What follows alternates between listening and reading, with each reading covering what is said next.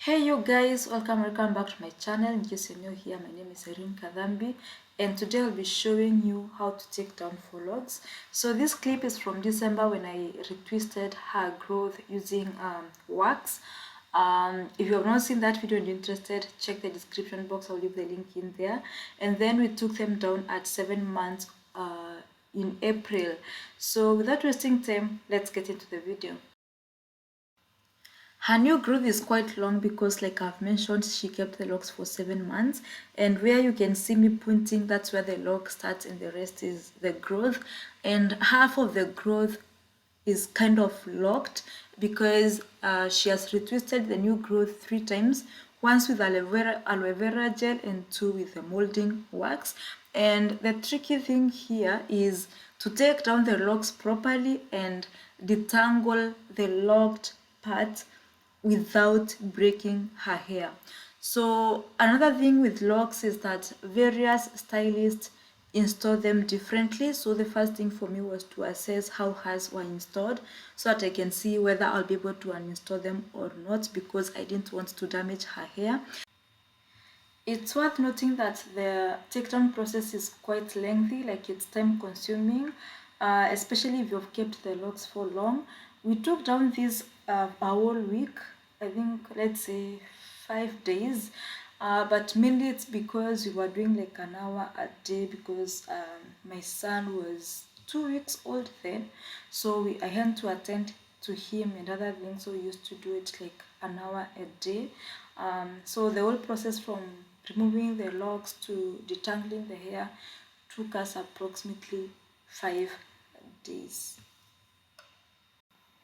So we start by trying to understand how her locks were installed, and I'll be using this image from Google for illustration. I really hope it will help you understand because it's the best I could get. So assuming the green arrow is the lock and the red one is the hair, her hair has been pulled through the lock in that just the same way as you see in the image. That's why you can see me pulling it out. And so the first thing to do is to try to differentiate the lock and the hair so that we can pull it out. And I'm using a needle because it's sharp and it's smooth, so I can't damage her hair. Then at the root, the hair was wrapped around the lock. So yeah, once I get to the root where the hair is wrapped around the lock, I unwrap it very carefully because there are chances that the lock has kind of tangled with the hair. So I just do it carefully and then pull out the lock. Then I like to apply some oil on the hair, like from root to the end after I finish removing the lock. That helps soften it so that I can come to detangle later. I'll take down 2 or 3 more locks while I remain silent and you watch. I really hope you'll find this helpful, and then after that we'll go to detangling. And if you feel you don't need this to watch another one, you can skip and go to the detangling part.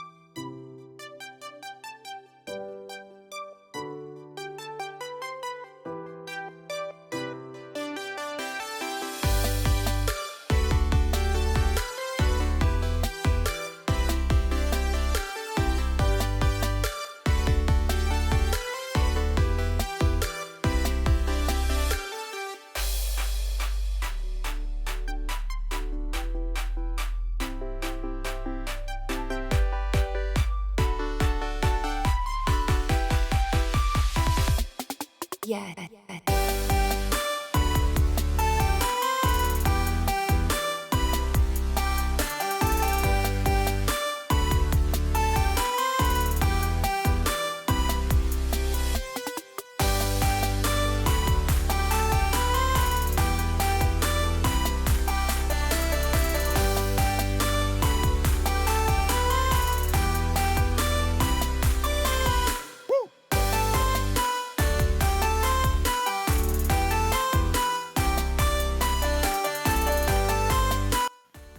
The next and very important step is loosening the matted part, and here you really need a lot of patience, and also you need to be very gentle.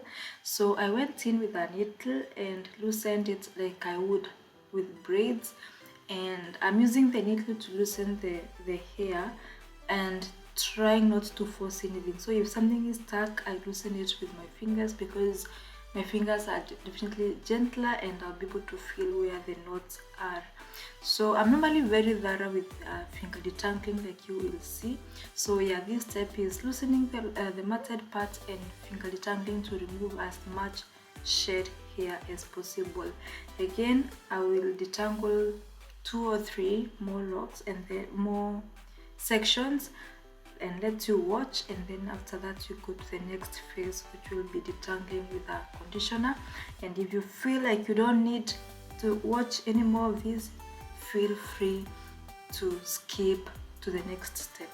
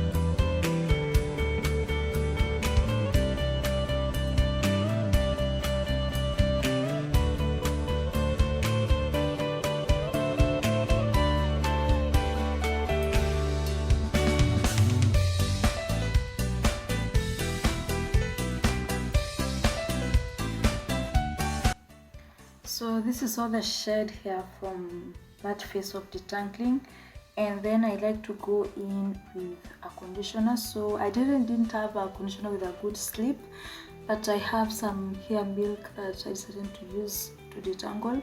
So first I sprayed with some water plus glycerin mixture, and then applied the hair milk, and then used a comb to detangle the hair, and I made sure to comb from the ends to the roots.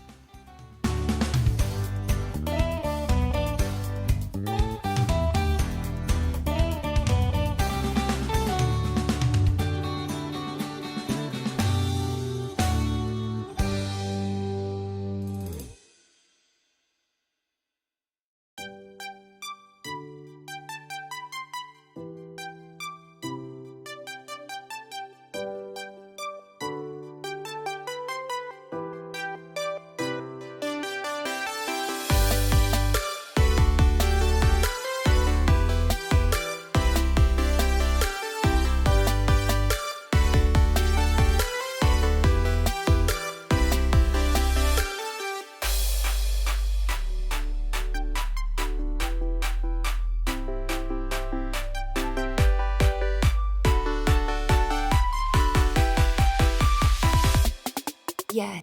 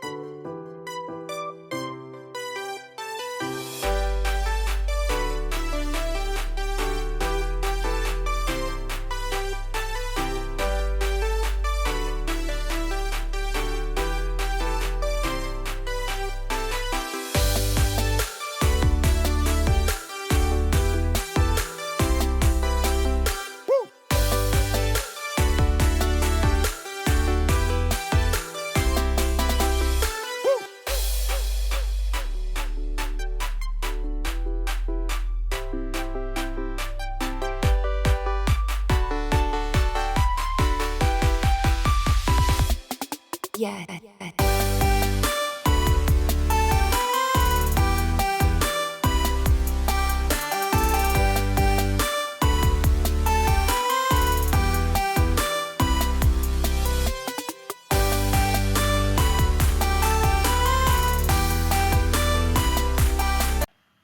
And voila, it was all done and her hair was ready for washing.